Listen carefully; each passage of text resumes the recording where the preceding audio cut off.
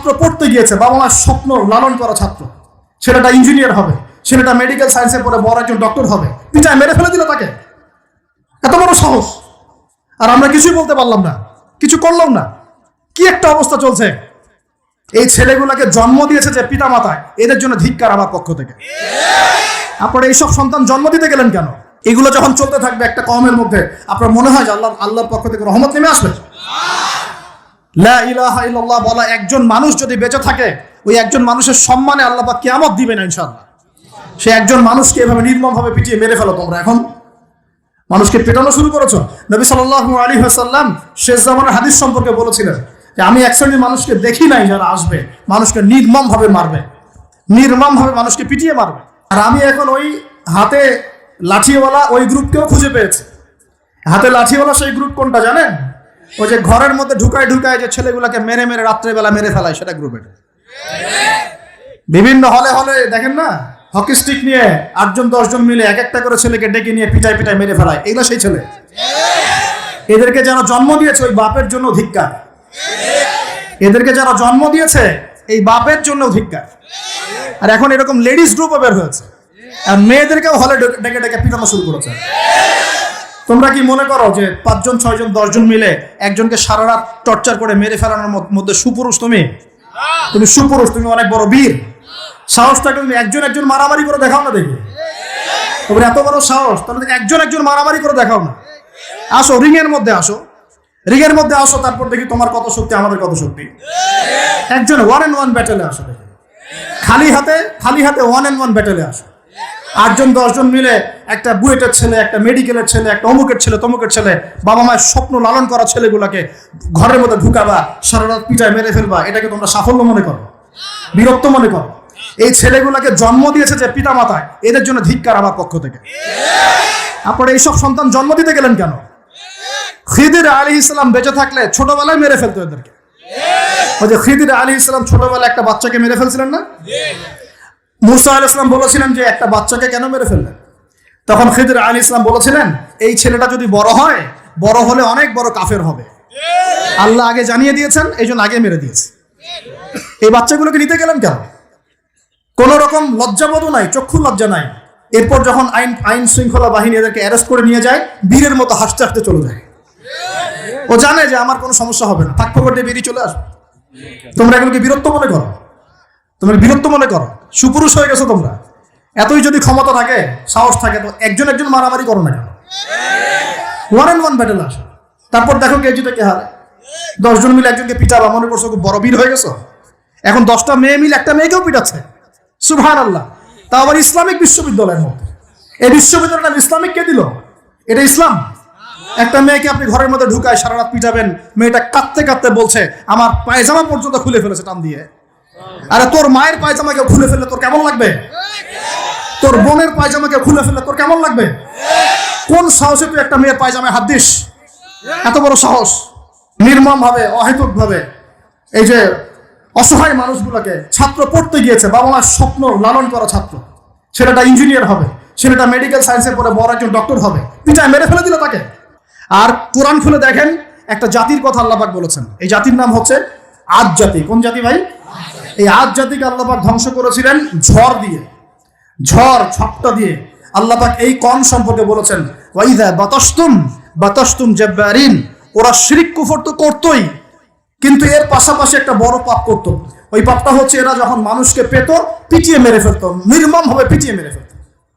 এই আদ জাতির পাপ তোমরা করা শুরু করেছো। এখন আমাদের শহরে এগুলো চলছে না? এখন দিনে দুপুর রাস্তাঘাটে এগুলো চলছে।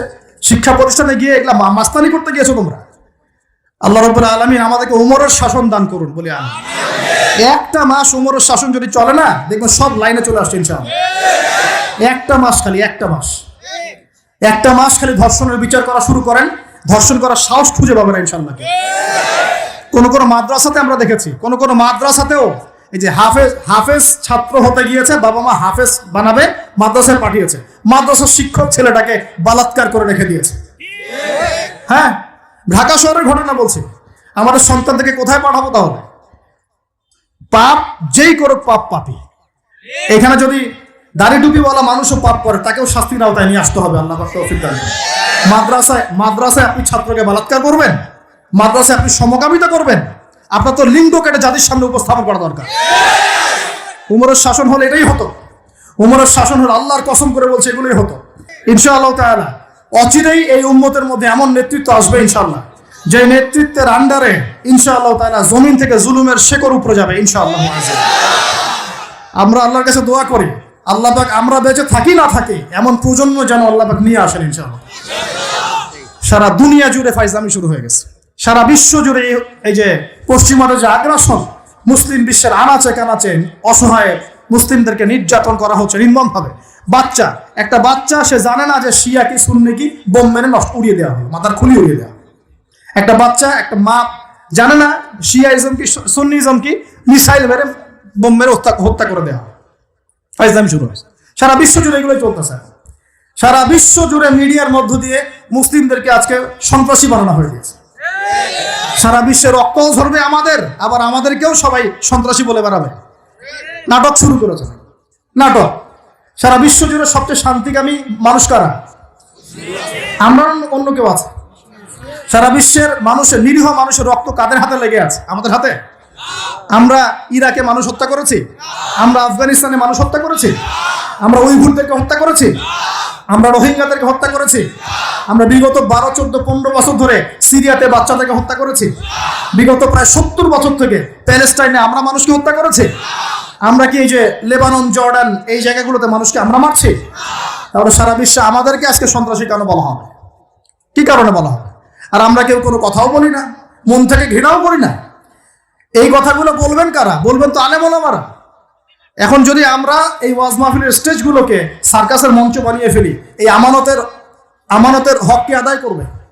কে আদায় করবে? আল্লাহ পাক আমাদের সবাইকে বোঝার তৌফিক দান করুন। আমরা আশা করি ইনশাআল্লাহ তাআলা আমাদের উপরে যারা আছেন তাদের বোধোদয় হবে ইনশাআল্লাহ তাআলা। আমরা কারো শত্রু নই, ইসলাম কারো শত্রু নয়, কারো খারাপ চায় না। ইসলাম চায় সমাজের ন্যায় প্রতিষ্ঠা হোক, এবং ন্যায়টা যে কারো হাত দিয়ে প্রতিষ্ঠা হোক, কোনো সমস্যা নাই। এক্স ওয়াই জেড যেই হোক না কেন, যার হাতে ন্যায় প্রতিষ্ঠা হবে আমরা তার জন্য দোয়া করবো ইনশাআল্লাহ।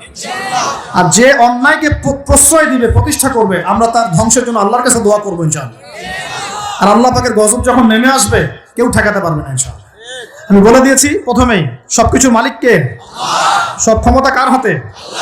প্রিয় যুবক ভাইয়েরা, স্পেশালি আগামী দিনে ইসলামের পতাকা হাতে নিয়ে বিশ্বকে চ্যালেঞ্জ করার জন্য এখন থেকে প্রস্তুত হয়ে যান। একদিনের মাহফিল দিয়ে কিচ্ছু হবে না, একদিনের মাহফিল দিয়ে গরম বক্তব্য দিয়েও কিছু হবে না। আপনাদের সবাইকে কনস্ট্রাকটিভ কাজ করতে হবে। প্রত্যেক মুসলিম ভাইকে 5 ওয়াক্ত নামাজ আদায় করতে হবে, আল্লাহ পাক তৌফিক দান করুন। প্রত্যেক ভাইয়ের যাদের যাকাত ফরজ হয়েছে, যাকাত অবশ্যই দিতে হবে ইনশাআল্লাহ। বেশি বেশি দান সদকা করবেন।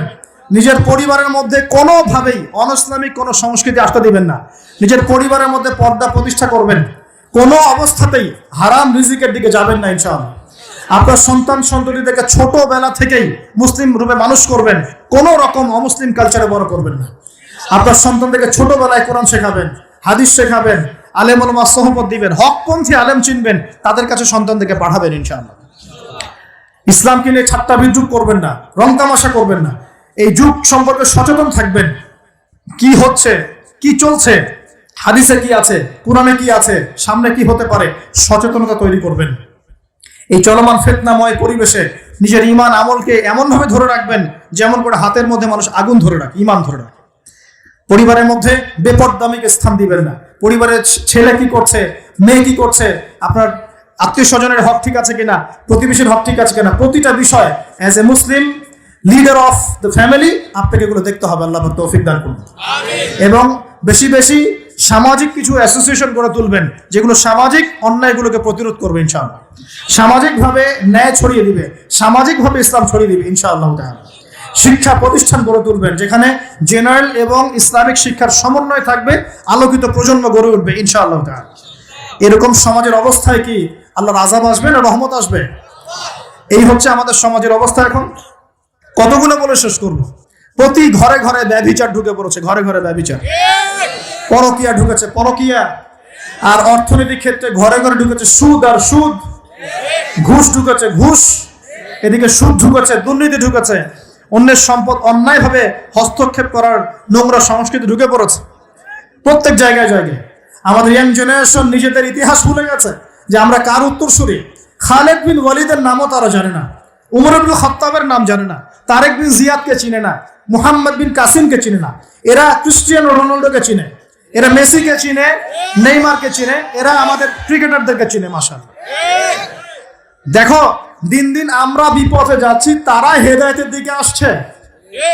যারা এখন বিপদগামী ছিলেন আমরা মনে করতাম তারাই এখন হেদায়েতের দিকে আসছেন, আর আমরা এখন মুসলিম ঘরে জন্মগ্রহণ করে নামাজ ছেড়ে দিচ্ছি, কোরআন পড়া ছেড়ে দিচ্ছি। এটা কি ধরনের কথা? আমার পরিবারের মা বোনরা কিভাবে বেপরদায় বাইরে যায়? আমার পরিবারের কর্তা আমি কেমন করে আমার পরিবারের স্ত্রী সন্তান মেয়েরা বাইরে বেপরদায় যাবে, কিভাবে যাবে? আমি তো পরিবারের কর্তা, আমি পরিবারের স্বামী, আমার স্ত্রী কেমন করে বেপরদায় বাইরে যাবে? আমার ছেলে কেন নামাজ পড়বে না? নামাজ না পড়ে সে ভাত খাবে কিভাবে?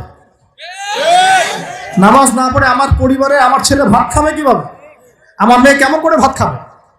অতএব পরিবারটাকে শক্ত করেন, হালাল খান, সামাজিকভাবে ইসলামটাকে এগিয়ে নেন, ইনশাআল্লাহ দেখবেন একদিন বড় পরিসরে ইসলাম কায়েম হয়ে যাবে ইনশাআল্লাহ।